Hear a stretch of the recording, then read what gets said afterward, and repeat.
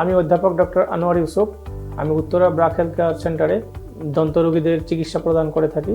আমাদের এখানে উল্লেখ্য নর্মাল স্কেলিং, ফিলিং, নর্মাল দাঁত ওঠানো, এছাড়াও আরও মুখ ও দাঁতের চিকিৎসাগুলো এখানে করা হচ্ছে। যেমন স্কেলিং নামটা খুব পরিচিত সবার কাছে, কিন্তু আমরা এখানে খুব অবহেলা করি। এই অবহেলার কারণে আমাদের দাঁতের পুরো আবরণ একটা লেয়ার তৈরি হয়, দেয়া গ্রাজুয়ালি কী হয়, দাঁতটা ক্ষয় হতে থাকে এবং মাড়ি ফুলে যায়, মাড়িতে রক্ত পড়ে। এই রক্ত পড়াটা ব্রাশ করার আগেও পড়তে পারে, ব্রাশ করার পরেও পড়তে পারে।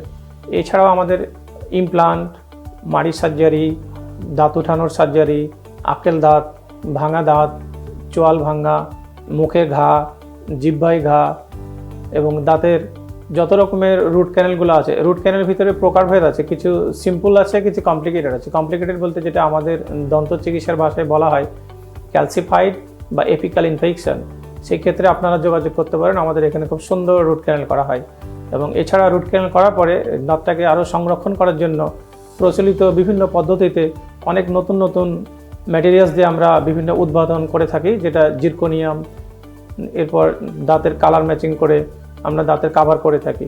সর্বোপরি রুগীরা যে চিকিৎসা নিতে আসে, এক্ষেত্রে অনেকেরই একটা কমপ্লেন থাকে বা অভিযোগ থাকে মুখে দুর্গন্ধ এবং মাড়ি দিয়ে রক্ত পড়া। তো এই ক্ষেত্রে অনেকে মনে করে যে মাউথওয়াশ ব্যবহার করলে মনে হয় ঠিক হয়ে যায়, কিন্তু এই ধারণাটা সঠিক না। প্রচলিত নিয়মে যেটা চিকিৎসা করা হয়, অনেকেই জানেন, এটা নাম বলা হয় স্কেলিং, পোলেসিং, কিউরেট।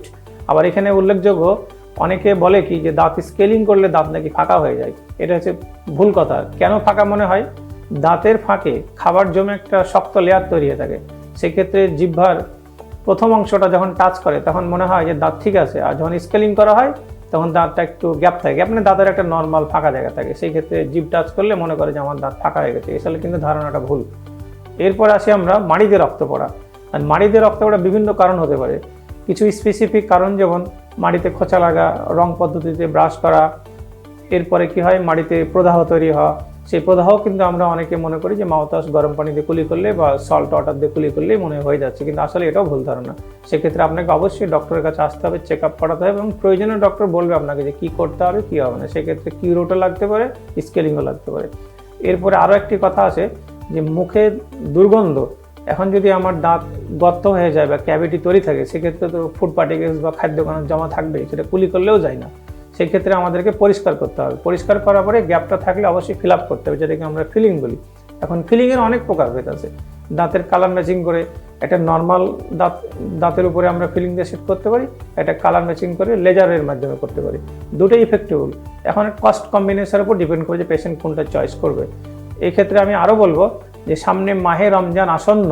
এই মাহে রমজান আসন্ন উপলক্ষে BRAC health care centre Dhaka শহরে উত্তরা, গুলশান, বাড্ডা, সিদ্ধেশ্বরী, মিরপুর, আপনারা রমজান মাসের জন্য যে সতর্কতা অবলম্বন করবেন সেটা হচ্ছে মুখের দুর্গন্ধ এবং মাড়ি রক্ত পড়া। এই দুটি বন্ধ করার জন্য আপনারা রমজানের আগে আপনার সুবিধা মতো একটা সময় ঠিক করে ব্রাক হেলথ কেয়ার সেন্টারে এসে ডক্টরের সাথে আলাপ করে অবশ্যই স্কেলিং এবং পলিশিং করে নেবেন। সেই ক্ষেত্রে আপনার মুখের দুর্গন্ধ দূর হবে, মাড়িতে রক্ত পড়া বন্ধ হবে, আপনি রমজান মাসে অনেকটাই স্বস্তি ফিল করবেন।